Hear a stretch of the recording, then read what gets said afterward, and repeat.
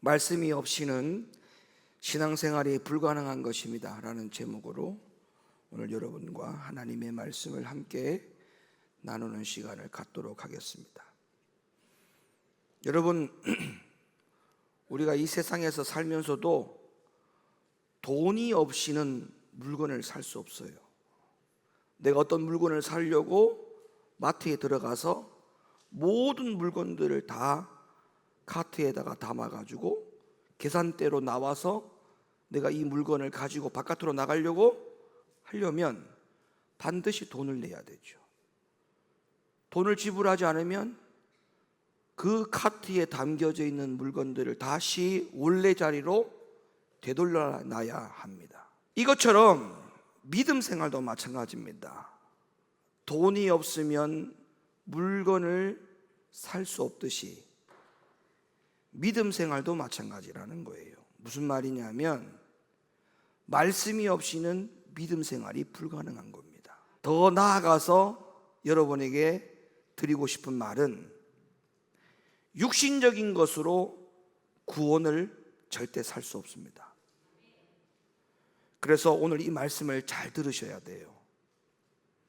내가 구원을 얻기 위해서는 육신적인 것 가지고 이 구원의 문제를 해결할 수가 없다는 이 사실을, 이 기초적인 사실을 여러분들이 인정하고, 그러면 이 구원의 문제를 해결하기 위해서는 내가 무엇을 가지고 이 구원의 문제를 해결할 수 있는가를 말씀드리기 위한 것이기 때문에 오늘 여러분에게 주시는 이 말씀이 너무나 중요한 말씀이라고 저는 생각하기 때문에 그렇습니다.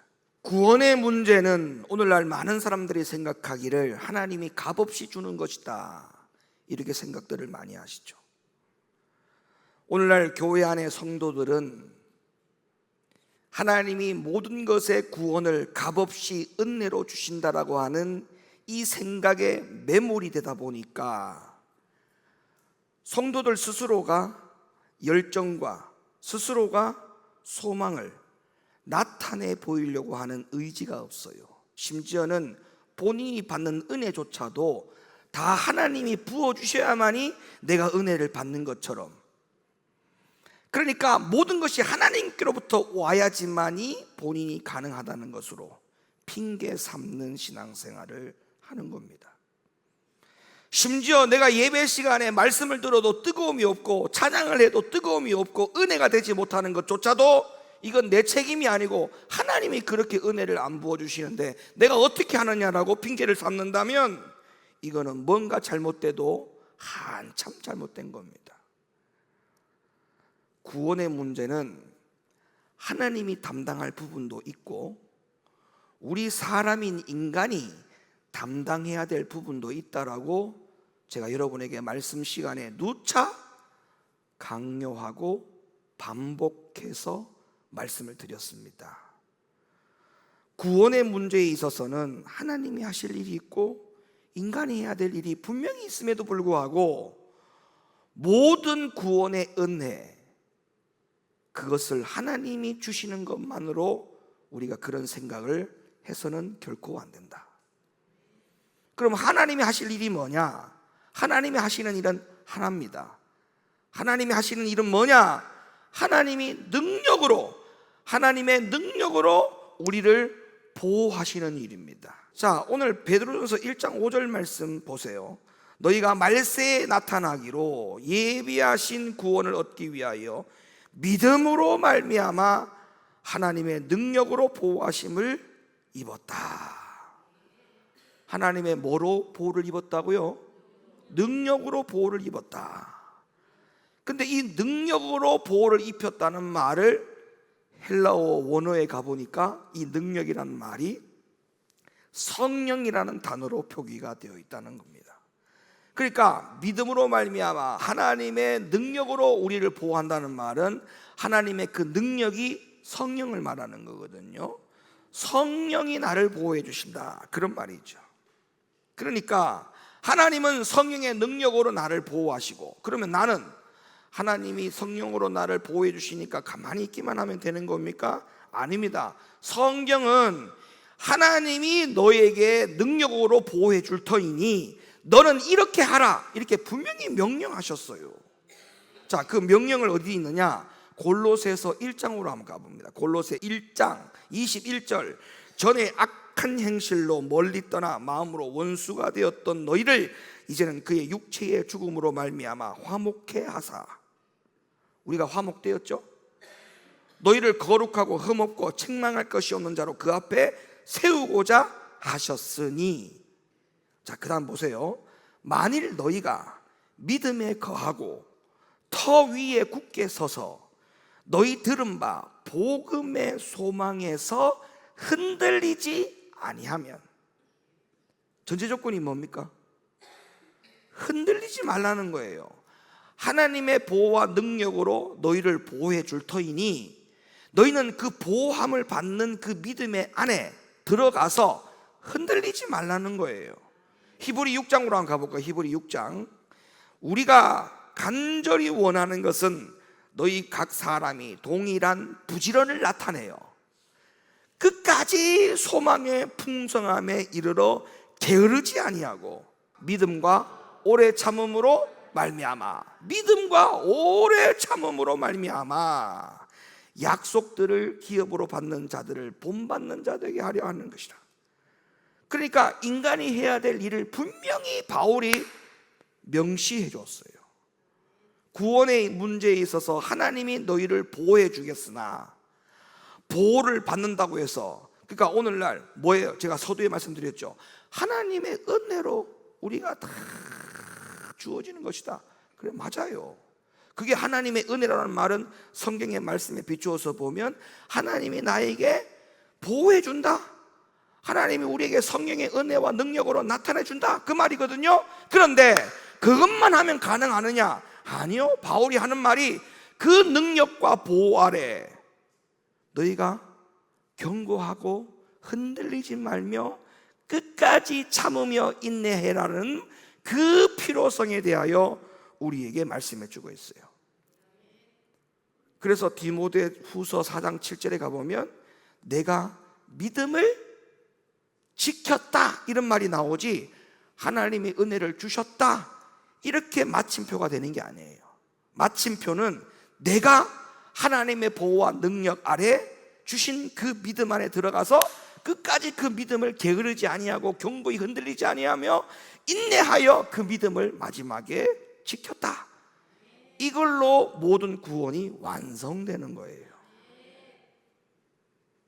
그런데 오늘날 교회 안에 성도들이 이 믿음과 구원의 문제에 있어서 심각한 오류에 빠져 있다는 거예요.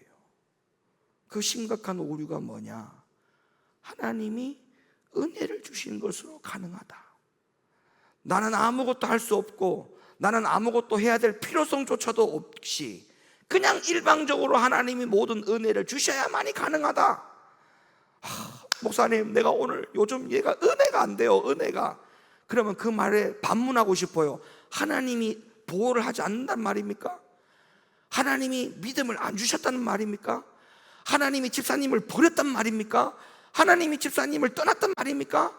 무슨 근거로 은혜가 안 된다는 말을 합니까? 그 이유는 하나님은 은혜를 주셨고 하나님은 능력을 주셨고 하나님은 우리에게 보호를 주셨는데 내 문제가 걸린 거예요. 지금 내 문제가 걸린 것이지 하나님의 문제가 걸린 게 아니잖아요.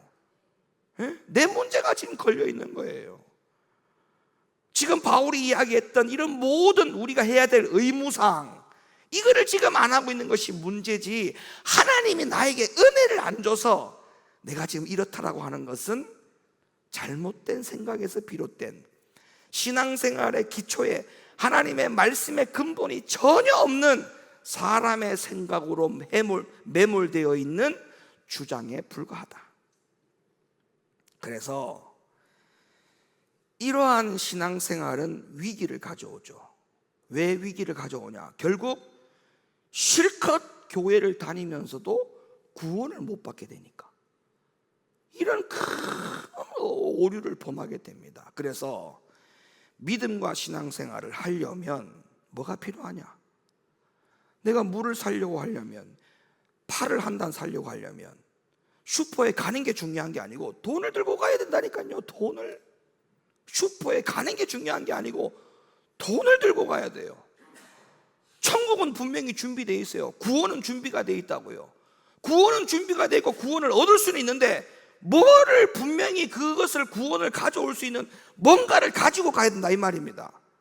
물건을 사기 위해서는 슈퍼에 가면 모든 물건들이 다 들어있지만 그 물건이 다 들어있다고 해서 내 것이 됩니까? 천국이 준비가 되어 있지만 그것이 내 것이 됩니까? 내 것이 되려면 돈을 가져가야 되듯이 반드시 구원을 내 것으로 가져오려면 뭐가 필요하겠는가 한번 생각해 보자는 거예요.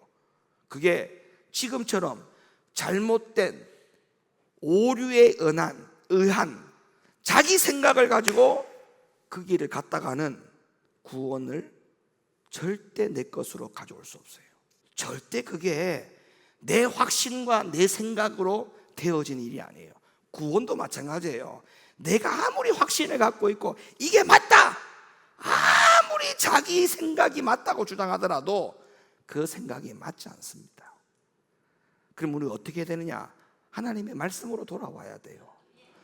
그러다 보니까 잘못된 생각과 잘못된 확신으로 신앙생활을 잘못하게 되면 수십 년 동안 교회를 다니면서도 구원을 얻지 못하는 이런 낭패를 당할 수 있으니 우리는 반드시 기본적으로 원점으로 돌아와서 구원을 얻기 위해서는 어떻게 되느냐? 말씀이 없이는 안 된다는 거예요. 구원을 얻기 위해서는 반드시 말씀을 손에 쥐어야 됩니다. 말씀. 내가 말씀의 사람이 돼야 돼요. 말씀의 사람. 그래서 여러분, 이 말씀이라는 건 너무나 중요해요. 내가 말씀을 어떻게 하느냐에 따라서 나의 방향이 완전히 달라져요.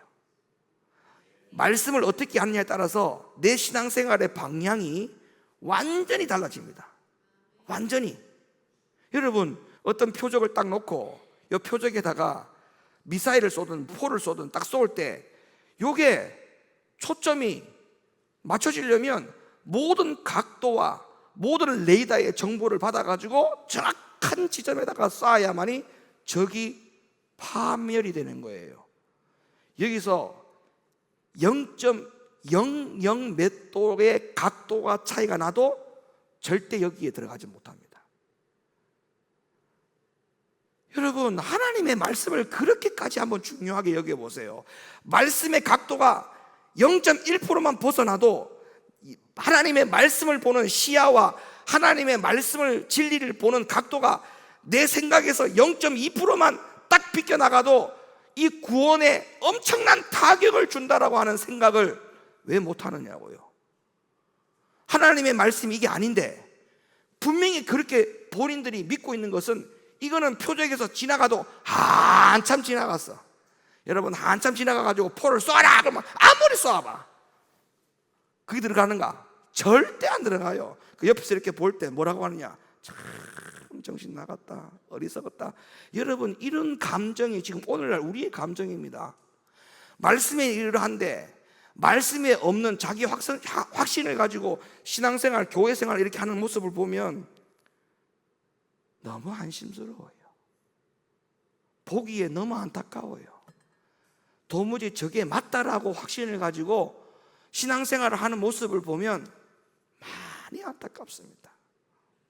자, 어쨌든 간에 하나님의 말씀이 있어야만이 구원을 얻을 수 있어요. 여기에는 분명히 다른 의견이 없죠? 분명히 믿어주시면 아멘 하시기 바랍니다. 그러면 내가 하나님의 말씀을 어떻게 하느냐에 따라서 구원이 정확하게 내 것이 될 수 있기 때문에 오늘 이 말씀을 잘 들으시기 바랍니다. 요한복음 10장으로 가보세요. 제가 이 말씀을 펼쳐드린 이유가 있습니다. 이 말씀 때문에 많은 사람들이 하나님의 은혜로 내가 이미 모든 구원이 이루어졌다라고 생각하고 신앙생활을 합니다. 자, 요한복음 10장 28절 열어보세요.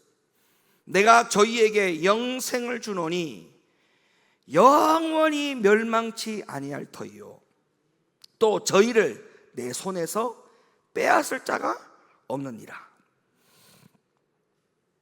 여러분, 이 말씀을 보면요 이미 구원이 다 이루어진 것 같아. 맞죠? 주님이 나에게 영생 줬잖아요. 2000년 전에 십자가에 달려 돌아가신 말미암아 우리에게 영생을 주려고 돌아가신 거잖아요. 그러니까 주님이 2000년 전에 영생을 주기 위해서 돌아가셨어. 그래서 주님이 죽으신 말미암아 가지고 그 사건 때문에 내가 그 주님을 믿게 됐으니까 나 역시도 영원히 멸망하지 아니하는 영생을 얻었다. 또한 그 영생을 얻은 나는 그 누구의 악한 마귀의 세력에서로부터 나를 빼앗을 자가 없다. 이제 요 말씀을 가지고 그렇게 해석을 할 수가 있다는 거예요. 요 말씀도 보세요. 제가 아까 말씀드렸잖아요. 표적이 0.3%, 0.1%만 약간만 비껴나가도 엄청난 결과를 초래한다고 했잖아요. 이것도 똑같이 한번 생각해 보세요. 요 말씀이 그렇게 믿어지면 이거는 큰일 나는 거죠. 큰일 나죠. 자, 요 말씀에 이 말씀이 오기 전에 26절을 보셔야 돼요. 26절. 자, 26절에 뭐라고 되어 있냐면 너희가 내 양이 아니므로 믿지 아니하는도다. 너희가 내 양이 아니므로 믿지 아니하는도다. 그 다음에 내 양은 내 음성을 들으며. 누구 양? 누구 양? 내 양은 내 음성을 들으며 나는 저희를 알며. 내 양이니까 목자가 양을 당연히 알죠. 맞죠? 내 양은 내 음성을 듣고 또 내 음성을 듣는 내 양은 목자가 안다. 그 다음에 저희는 저 양들은 나를 따른다. 이렇게 말씀을 하고 난 다음에 28절 다시 읽어봐 보세요. 다 28절. 내가 저희에게 영생을 주노니. 그럼 저희가 누구예요? 저희가 누구냐고요? 여기서 말하는 저희가 누구예요? 지금 26절에서 이야기한 사람들 말하는 거예요. 26절. 내 양은 내 음성을 듣고 저희를 알며 저희는 나를 따르는. 그러니까 주님의 음성을 듣고 주님을 따르는 저희들은 28절 다시 읽어봐. 28절. 저희는 저희에게 뭐를 준다고요? 영생을 주노니. 그러면 아무나 영생을 준다고 그러는 겁니까? 이게 지금 아무나 영원히 멸망하지 않는다는 겁니까? 아무나 내 손에서 빼앗을 자가 없다는 말입니까? 이거는 정말 잘못된 거예요. 처음에 출발부터 잘못되니까 목표 지점에 정확하게 떨어질 리가 없지. 아니 처음부터 포가 잘못 시작됐는데 발화가 잘못됐는데 어떻게 그게 정확하게 떨어져? 처음부터 잘못됐는데. 그러니까 이 말씀도 마찬가지예요. 처음부터 생각이 잘못되어 있다 보니까 이 진리를 전혀 진리가 없이 생각과 교리를 가지고 말씀이 딱 확립되어 있다 보니까 이게 어떻게 구원으로 갑니까? 이게 구원으로 못 가지. 이게 지금 28절 29절에서 영원히 멸망치 않는 자, 주님의 손에서 빼앗을 자가 없는 자, 이 자가 누구냐? 26절부터 보니까 분명히 내 음성을 듣고 나를 따르는 예수님의 양을 말하는 것입니다.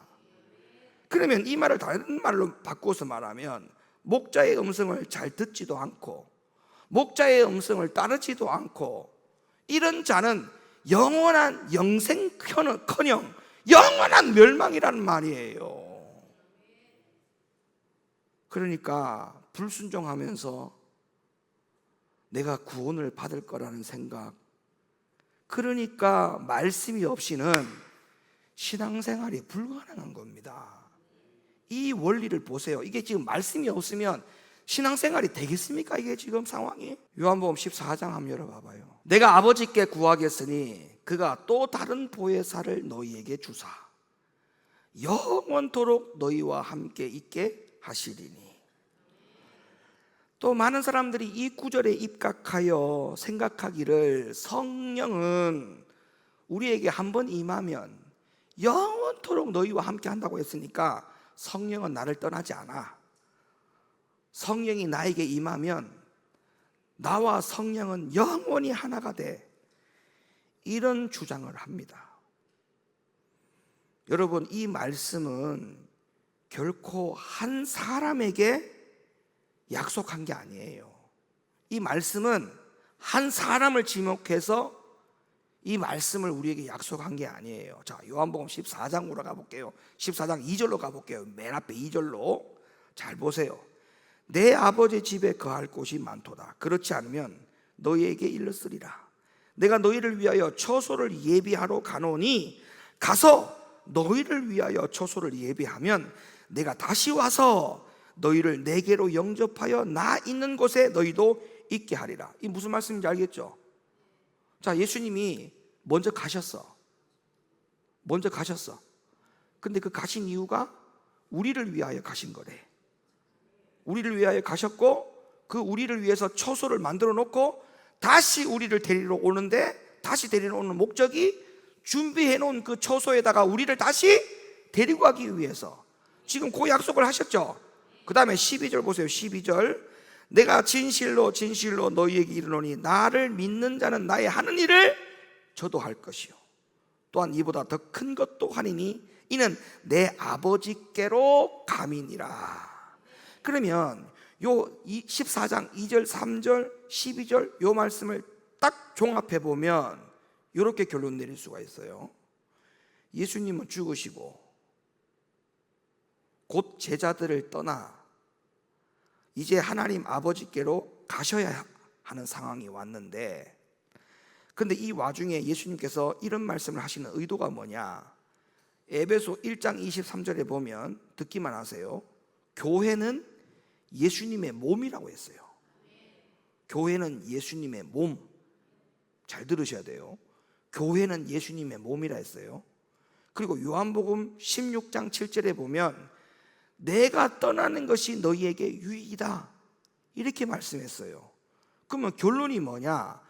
예수님은 죽으시고 부활하셔서 이 세상에는 없어지셨지만, 그러나 성령이 대신 우리와 함께 하도록 하신 이유가 있다는 건데, 성령을 이 땅에 보내어서 예수님이 다시 오시는 그 기간 동안에 성령을 우리에게 보내주셔서 우리와 그 성령이 함께하는 이유가 뭐냐? 영원토록 함께하는 이유가 뭐냐 하면 몸된 교회라 했어요. 몸된 교회. 교회는 예수님의 몸이라 했어요. 그러면 예수님은 떠나고 없지만 이보다 더 큰 일을 하라 했으니까, 그러면 예수님의 몸이 교회라 했으니까 교회가 예수님의 몸과 같은 역할로 이 땅에 예수님이 계시는 동안에, 몸으로 계시는 동안에 하셨던 그 역사의 사역들을 계속 연장해서 이어서 하라는 책임과 의무를 교회에다가 주신 거죠. 여기까지 이해됩니까? 그럼 오늘날 교회의 역할, 예수님의 몸인 교회의 역할이 뭐냐? 예수님의 사역을 연장해 가는 거예요. 연장. 예수님은 죽으시고 떠나셨지만 성령을 우리에게 줬잖아요. 성령을 줘서 이유가 뭐냐? 예수님이 하셨던 그 일을, 사역을 교회의 몸이 부여받아 가지고 그 일을 계속 하라는 거예요. 그러니까 내가 떠나는 것이 너에게 유익이라. 그 말은 베드로 입장에서, 제자들 입장에서 무기한 일이죠. 왜냐하면 주님이 우리와 함께 하는 것이 우리에게 유익이지 왜 주님이 떠나는 게 유익입니까? 이런 생각을 할 수가 있는데, 알고 보니까 그게 유익이 맞아. 왜냐? 성령이 우리에게 오셨고 그 영원히 우리에게 함께 하실 성령께서 주님이 오시는 그때까지 영원이라는 시간이 되어진 거예요. 지금 주님이 이 땅에 다시 오시는 그까지 처소를 예비하러 가셨는데, 처소가 예비되는 그날 주님이 다시 오시는 그때까지의 영원, 성령이 우리 가운데 계실 영원, 그 영원한 시간 동안에 예수님의 몸인 교회가 예수님의 몸으로서 이 땅에서 하셨던 그 사역을 연장해 가는 것. 그래서 예수님께서 내가 한 일도 할 것이요 나보다 큰 일도 할 것이다. 왜? 성령이 오셨으니까. 그러면 예수님이 이 땅에서 하셨던 일만 할 게 아니고, 예수님이 떠나고 없었던 이 시대에 우리는 예수님보다도 더 큰 일을 성령을 통해서 할 수가 있어요, 없어요? 있는 거예요. 그것 때문에 요한복음 12장 14절 다시 한번 열어보세요. 본래의 몸글을 열어보세요. 내가 아버지께 구하겠으니. 지금 이런 이유 때문에 지금 이런 일이 벌어진 거예요. 내가 아버지께 구하겠으니 그가 또 다른 보혜사를 너희에게 주사. 또 내가 아버지께 구하겠으니 그가 또 다른 보혜사를, 예수님이 없으니까 다른 보혜사. 보혜사는 말은 뭐예요? 돕는다 이런 말이잖아. 돕는 자. 내가 너희들을 또 다른 돕는 자를 보내주신다. 또 다른 보혜사를 너희에게 주사 그 보혜사가 너희와 영원토록 함께 할 것이다. 이거는 교회가 영원토록 성령과 함께 교회 사역 가운데 주님의 몸된 사역을 영원히 연장해서 이어서 하라. 주님 오시는 그날까지 그거를 우리에게 약속하는 것이지, 내가 막 방언받을 때 주님이 오셨어, 성령이 임했다고, 그 성령이 영원히 나를 떠나지 않는 성령으로 이 말씀을 빗대어서 오해하면 이거 답이 없어요. 그러면 아까 말씀들이 싹 다 그냥 무너지는 거예요. 내 양은 내 음성을 들으며 나를 따른다. 거기에 대한 분명한 주님의 약속이 있잖아요. 내 음성을 듣고 나를 잘 아는 내 양은 내가 지킨다. 이 말씀이 완전히 다 무너져요. 그러니까 말씀이 없이는 신앙생활이 안 됩니다. 로마서 8장 37절 열어주세요. 그러나 이 모든 일에 우리를 사랑하시는 이로 말미암아 우리가 넉넉히 이기느니라. 내가 확신하노니 사망이나 생명이나 천사들이나 권세자들이나 현재일이나 장래일이나 능력이나 높음이나 깊음이나 다른 아무 피조물이라도 우리를 우리 주 예수 안에 있는 하나님의 사랑에서 끊을 수 없느니라. 예수 안에 있는 사람은 하나님의 사랑에서 그 누구도 끊어지지 않는다는 것에 초점을 맞추지요. 하지만 이 하나님의 사랑은 죄악이나 불순종이라도 그렇게 하겠다라고 하는 그 어떤 단서 조항이 이 안에 들어있지 않아요. 그럼에도 불구하고 우리는 이 구절을 내가 죄나 불순종하는 가운데서도 하나님의 사랑이 영원할 것이다, 이렇게 생각하거나 착각을 한다는 거예요. 여러분, 결론적인 말씀부터 드리자면 죄나 불순종을 전제로 하는 말씀이 아니에요. 이 말씀은 뭐를 전제로 한 것이냐? 환난을 전제로 하신 말씀이지 죄나 불순종을 전제로 한 말이 아니에요. 다시 말하면, 자, 너희가 분명히 이렇게 말씀했죠. 로마서 8장 37절 다시 한번 열어보세요. 그러나 이 모든 일에 우리를 사랑하시는 이로 말미암아 우리가 넉넉히 이기느니라. 사랑으로 넉넉히 이기느니라. 내가 확신하노니 사망이나 생명이나 천사들이나 권세자들이나 현재일이나 장래일이나 능력이나 높음이나 깊음이나 다른 아무 피조물이라도, 그 다음에 단서 조항이 뭐다? 내가 죄를 지어도 불순종해도 우리 주 예수 그리스도 안에서 하나님의 사랑에서 끊을 수 없다, 이 말이 아니고 내가 환난 속에서라도, 환난에서도, 시험에서도, 그런 말이에요. 환난이라도 시험이라도 우리를 우리 주 예수 안에 있는 하나님의 사랑에서 끊을 수 없느니라. 전제가 환난이지 죄가 불순종이 아니라는 겁니다. 자, 앞에 37절 앞부분 36절 보세요. 36절 기록된 바 우리가 종일 주를 위하여 뭐를 당했다? 이게 뭐를 암시하는 건데요? 환난이잖아요. 환난. 말씀을 보세요. 제발 좀 말씀을 좀 보세요. 이게 죄나 불순종을 단서로 하는 말인지 환난을 단서로 하는 말인지 좀 보세요. 이게 죄나 불순종을 위한 겁니까? 환난을 위한 겁니까? 아니, 주를 위하여 죽임을 당케 되며 이게 환난이지 않습니까? 그 다음에 도살할 양같이 여김을 받았다. 이게 지금 환난 아닙니까? 환난을 전제로 한 것이지 죄나 불순종을 전제로 지금 그런 약속을 우리에게 하고 있는 것이 아니라는 거예요. 그러니까 우리는 육신에 있지 않고 영에 속한 사람은 진정한 그리스도인이죠. 그러니까 그 진정한 그리스도인, 다시 말하면 저 앞에서 우리가 얘기했던 부분부터 시작하자면 목자의 음성을 듣고 양이 목자를 알고 따라가는 내 양, 주님의 몸된 사역을 계속 연장해서 이어갈 성령을 받은 자, 그 자가 환난을 받을 때에 도살할 양같이 끌려가는 환난을 받을지라도 하나님의 사랑에서 끊을 수 없느니라. 그 말씀이에요. 이게 이제 말씀 마칩니다. 사랑하는 성도 여러분, 말씀이 없이는 신앙생활이 불가능합니다.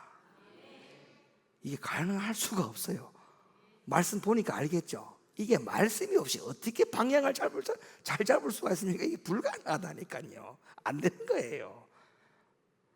말씀 가지고 신앙생활 합시다. 어떤 말씀? 진리의 말씀으로 신앙생활이 가능하다. 이 진리를 분명히 확고하게 여러분이 믿으시는 신앙생활을 감당하기를 예수님의 이름으로 간절히 축원합니다.